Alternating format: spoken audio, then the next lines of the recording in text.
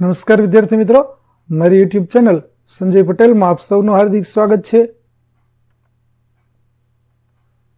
મિત્રો, આજના વિડીયોની અંદર આપણે ધોરણ 6 વિષય છે ગણિત, જેનું પ્રકરણ 7મું, જેનું નામ છે અપૂર્ણાંક સંખ્યાઓ.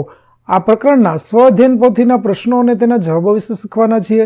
વિદ્યાર્થી મિત્રો, જો તમે મારી ચેનલમાં નવા હોય તો મારી ચેનલને જરૂરથી સબસ્ક્રાઇબ કરો. વિડીયો સારો લાગે તો લાઇક કરો, શેર કરો અને બેલ નોટિફિકેશન ઓન કરો, જેથી મારા આગળના નવા વિડીયો પણ આપને મળતા રહે. તેમજ વિદ્યાર્થી મિત્રો, આ પ્રકરણની પીડીએફ જોવા માટે પ્લે સ્ટોરમાંથી અમારી એપ્લિકેશન વિશ્વગુરુ STD 1 થી 12 ગુજરાતી ડાઉનલોડ કરી તમારા મોબાઈલમાં ઇન્સ્ટોલ કરો. જે તમે શરૂ કરશો તો તમને આ પ્રકારે જોવા મળશે, જેમાં સ્વ અધ્યયન પોથીની અંદર ધોરણ બતાવશે, ધોરણ પસંદ કરશો એટલે વિષય બતાવશે, વિષય પસંદ કરશો એટલે પાઠ બતાવશે. જેમાં વિડીયો ઉપર ક્લિક કરશો તો વિડીયો જોવા મળશે અને પીડીએફ ઉપર ક્લિક કરશો તો પીડીએફ જોવા મળશે.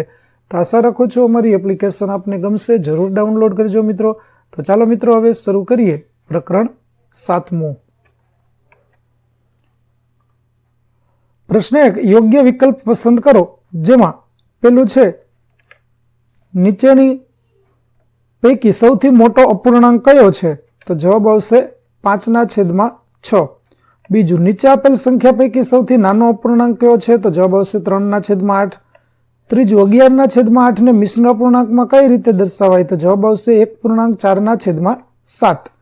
ચોથું, મિશ્ર અપૂર્ણાંક 5.4/7 ને કઈ રીતે દર્શાવી શકાય? તો જવાબ આવશે B, 39/7. ત્યાર પછી પાંચમું, નીચે પૈકી કયું અતિ સંક્ષિપ્ત રૂપ નથી? તો જવાબ આવશે 15/20. છઠ્ઠું, નીચે પૈકી કયો 4/5 નો સમઅપૂર્ણાંક નથી? તો જવાબ આવશે D, 9/15.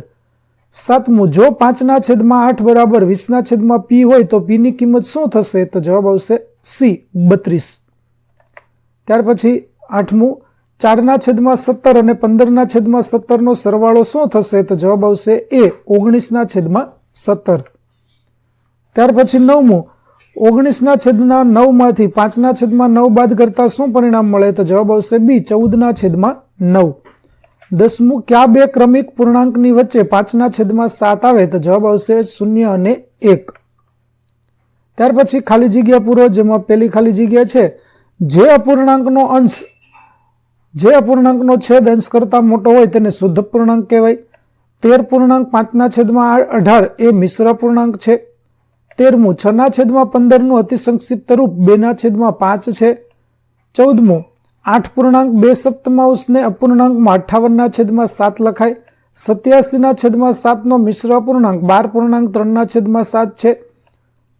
17/9 વત્તા 1/2 બરાબર 6.4/9. 17/2 વત્તા 1/3 બરાબર થશે 9. 18મું, 67/14 માઇનસ 24/14 બરાબર 3.1/14. 19મી ખાલી જગ્યા, 9.1/4 માઇનસ 5/4 બરાબર થશે 8. ત્યાર પછી સૂચના મુજબ કરો. જેમાં 21મું, નીચે આપેલ આકૃતિના ઘટ ભાગને અપૂર્ણાંક સ્વરૂપે દર્શાવો. તો વિદ્યાર્થી મિત્રો, કુલ ભાગો છે 8, જેમાંથી ઘટ કરેલા 3 છે, માટે જવાબ થશે આપણો 3/8. ત્યાર પછી 21મું, આપેલ અપૂર્ણાંકને ચડતા ક્રમમાં ગોઠવો. તો સૌ પ્રથમ ચડતા ક્રમમાં ગોઠવવા આપણે બધાના છેદ છે તે સમાન કરીશું. છેદ સમાન કરવા માટે આપણે બધાને 12 કરવા પડશે.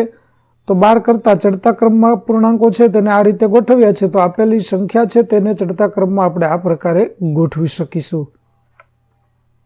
ત્યાર પછી મિશ્ર અપૂર્ણાંકમાં ફેરવો. જેમાં 129/8. તો 129 ભાગ્યા 8 કરીશું એટલે આપણને મળશે જવાબમાં 16, જે આપણે પૂર્ણાંક તરીકે લઈશું. અને 1 છે તેને આપણે શેષ વધે છે માટે ઉપર રાખીશું, અને 8 છે તે આપણા છેદમાં છે તે એમ જ લખીશું. ત્યાર પછી અલી એક ફ્રૂટ કેકને 6 વ્યક્તિઓ વચ્ચે સરખે ભાગે વેચે છે. તો દરેક વ્યક્તિને કેકનો કેટલામો ભાગ આપશે? તો એક કેકના 6 ભાગ કરે છે, માટે 1/6 ભાગ દરેક વ્યક્તિના ભાગમાં આવશે. ત્યાર પછી 24મું, 3/8 અને 2/3 નો સરવાળો કરો. તો સૌ પ્રથમ આપણે બંનેના છેદ સમાન કરવા 24 લસા લેવો પડશે. જેમાં 3/3/8/3 વત્તા 2/8 વત્તા 3/8 બરાબર 9/24 વત્તા 16/24 બરાબર 9 વત્તા 16/24 બરાબર 25/24. મિશ્ર અપૂર્ણાંકમાં ફેરવતા 1.1/24. ત્યાર પછી 100/9 માંથી 8.1/3 ને બાદ કરો તો સૌપ્રથમ બંનેના છેદ સમાન કરવા માટે આપણે લસા લેવો પડશે, જે 9 થશે. હવે 100/9 માઇનસ 25/3/3/3 બરાબર 100/9 માઇનસ 75/9 બરાબર 25/9. મિશ્ર પૂર્ણાંકમાં ફેરવતા 2.7/9. ત્યાર પછી 26મો, કેટરીના સવારે 6.1/2 કિમી અને સાંજે 8.3/4 કિમી સાયકલ ચલાવે છે, તો તેણે દિવસ દરમિયાન કુલ કેટલા કિમી સાયકલ ચલાવી? તો સવારે તેણે ચલાવી છે 13/2 કિલોમીટર, સાંજે ચલાવે છે 35/4 કિલોમીટર. બંનેનો સરવાળો કરવા છેદ સરખા કરીએ તો લસા 4 થશે, જેનો 13/2/2 વત્તા 35/4 બરાબર 26/4 વત્તા 35/4 બરાબર 26 વત્તા 35/4 બરાબર 61/4 બરાબર 15.1/4 થશે. ત્યાર પછીનો 27મો, આપણે જે ખોરાક લઈએ છીએ તેની પાચન ક્રિયા પેટમાં વધુમાં વધુ 4 કલાક ચાલે છે, તો આખા દિવસની સરખામણીમાં કેટલો સમય ખોરાકની પાચન ક્રિયા ચાલે છે તે અપૂર્ણાંકમાં દર્શાવો. તો એક દિવસના 24 કલાક હોય માટે 4/24 બરાબર 4/6 બરાબર 1/6 દિવસ ચાલશે. ત્યાર પછી 28મું, એક લંબચોરસ અમુક સરખા ભાગે વહેંચાયેલો છે. જો તેના 16 સરખા ભાગને 1/4 અપૂર્ણાંક સ્વરૂપે દર્શાવેલ છે, તો તે લંબચોરસ કુલ કેટલા સરખા ભાગમાં વહેંચાયેલો છે તે શોધો. હવે 16 સરખા ભાગ બરાબર 16/1/4 માટે 16 × 4, જ્યાં છેદનો છેદ અંશમાં જશે એટલે 16 × 4 થશે બરાબર 64 ભાગમાં વહેંચાયેલો હોય. ત્યાર પછી 29મો, ટેનિસ રેકેટના ગ્રીપરની સાઇઝ 11.9/80 સેમી છે, તો તે સાઇઝને અશુદ્ધ પૂર્ણાંકમાં દર્શાવો. તો 11.9/80 બરાબર 11 × 80 એટલે 880 વત્તા 9 બરાબર 889/80 સેન્ટીમીટર થશે.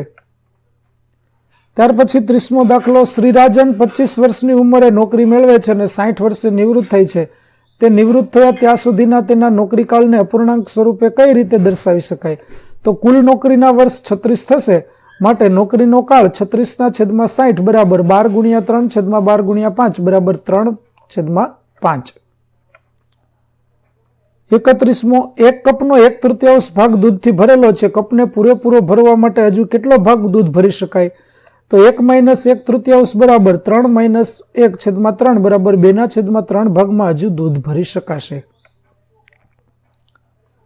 32મું, સુનિલ સોમવારે 12.1/3 લીટર જ્યુસ ખરીદે છે અને મંગળવારે 14.3/4 લીટર જ્યુસ ખરીદે છે, તો આ 2 દિવસ દરમિયાન કુલ કેટલા લીટર જ્યુસ ખરીદે છે? તો બંને દિવસને અશુદ્ધ અપૂર્ણાંકમાં ફેરવીએ તો પહેલા દિવસનું થશે 25/2 અને બીજાનું થશે 59/4. હવે બંનેનો સરવાળો કરવા માટે લસા આપણે લેવો પડશે 4. બંનેના છેદ સમાન કરીએ તો 25 × 2 વત્તા 2 વત્તા 59/4 બરાબર 50/4 વત્તા 59/4 બરાબર 50 વત્તા 59/4 બરાબર 109/4 બરાબર 27.1/4 લીટર થશે. ત્યાર પછી 33મું, અપૂર્ણાંકની એવી જોડ લખો કે જેનો સરવાળો 7/11 હોય અને તફાવત 2/11 હોય. તો સરવાળા માટે આપણે લખીશું 9/22 અને 5/22 બરાબર 9 વત્તા 5/22 બરાબર 14/22. હવે અતિ સંક્ષિપ્ત રૂપ આપીએ તો 7 × 2 અને 11 × 2 2 જશે એટલે થશે 7/11. હવે તફાવત 2/11 થતો હોય તો 9/5 માઇનસ 5/22 માટે 9 - 5/22 બરાબર 4/22. અતિ સંક્ષિપ્ત રૂપ આપીએ તો 2 × 2 11 × 2 બરાબર 2/11. ત્યાર પછી રોમાએ સુથારને કબાટ બનાવવા માટે 150.2/4 સેમી લાકડાનું પાટિયું આપ્યું. સુથારે તેમાંથી 40.1/5 સેમીનો ટુકડો વહોરી લીધો. બાકી વધેલા ટુકડાની લંબાઈ કેટલી? તો વિદ્યાર્થી મિત્રો, ગણતરી છે તે તમે અહીં જોઈ શકો છો. બાકી વધેલા ટુકડાની લંબાઈ થશે 110.1/20 સેન્ટીમીટર લાકડું બચશે. ત્યાર પછી 35મું, બેગમાં યોગ્ય કાર્ડ મૂકો. તો વિદ્યાર્થી મિત્રો, અહીં તમે બેગ 1, બેગ 2 અને બેગ 3 છે તે જોઈ શકશો, જેમાં 1 કરતા નાના અપૂર્ણાંકો બેગ 2 માં 1 જેટલા અપૂર્ણાંકો અને બેગ 3 માં આપણે 1 કરતા મોટા અપૂર્ણાંકો લખેલા છે. ત્યાર પછી અધ્યયન નિષ્પત્તિનું મૂલ્યાંકન, જેમાં પહેલું નીચે આપેલી પૈકી સૌથી નાનો અપૂર્ણાંક કયો? તો આવશે 1/6. બીજું, જે નીચે પૈકી કયો શુદ્ધ અપૂર્ણાંક નથી? તો જવાબ આવશે 7/5. ત્રીજું, 3/5 નો સમઅપૂર્ણાંક કયો? તો 12/20. 6/7 અને 4/7 નો સરવાળો કેટલો? તો જવાબ આવશે 10/7. 15મું, 15/8 માંથી 9/8 બાદ કરતા જવાબ આવશે A, 6/8. ત્યાર પછી સૂચના મુજબ કરો. ઘટ ના હોય તેવા ભાગને અપૂર્ણાંક સ્વરૂપે દર્શાવો. તો કુલ ખાના 15 છે, ઘટ ખાના 6, તો ઘટ વગરના 9, માટે ઘટ વગરના ખાનાને અપૂર્ણાંક સ્વરૂપમાં દર્શાવીએ તો 9/15, 3 3 જશે, માટે 3/5. ત્યાર પછી 6 પૂર્ણાંક 2/3 ને અશુદ્ધ અપૂર્ણાંક સ્વરૂપે દર્શાવો. તો 6 × 3 એટલે 18 + 2 20, 20/3. ત્યાર પછીનો 8મો, 5/6 નો છેદ 60 આવે તેવા સમઅપૂર્ણાંક લખો. તો 5/6 ના 60 થાય તેવા સમઅપૂર્ણાંકો 5/6, 10/12, 15/18, 20/24, 35/30, 30/36, 40/48, 45/54 અને 50/60. ત્યાર પછીનો 9મો દાખલો. નાસિરે એક નગરમાં પહોંચવા માટે 3.1/3 કિમી બસ મારફત મુસાફરી કરી. પછી તે 1.1 કિમી ચાલ્યો, તો તેણે નગરમાં પહોંચવા માટે કેટલી મુસાફરી કરી? તો વિદ્યાર્થી મિત્રો, ગણતરી છે તે તમે જોઈ શકો છો. નાસિરે કુલ 4 કિલોમીટર 5/8 કિલોમીટર મુસાફરી કરી છે. ત્યાર પછી 10મો દાખલો. 6.1/3 માંથી 1.1/4 બાદ કરો. તો ગણતરી તમે અહીં જોઈ શકો છો. બાદબાકી કરતા આપણને જવાબ મળશે 5.1/4. તો વિદ્યાર્થી મિત્રો, અહીં આપણું પ્રકરણ 7 અપૂર્ણાંક સંખ્યાઓ ના સ્વાધ્યાયન પોથીના દાખલાઓ છે તે પૂરા થાય છે. આગળના દાખલાઓ મેળવવા મારી ચેનલને જરૂરથી સબસ્ક્રાઇબ કરો. તેમજ PDF જોવા માટે પ્લે સ્ટોરમાંથી અમારી એપ્લિકેશન વિશ્વગુરુ સંજય પટેલ ડાઉનલોડ કરો. ફરી મળીશું નવા પાઠ સાથે. ત્યાં સુધી આવજો.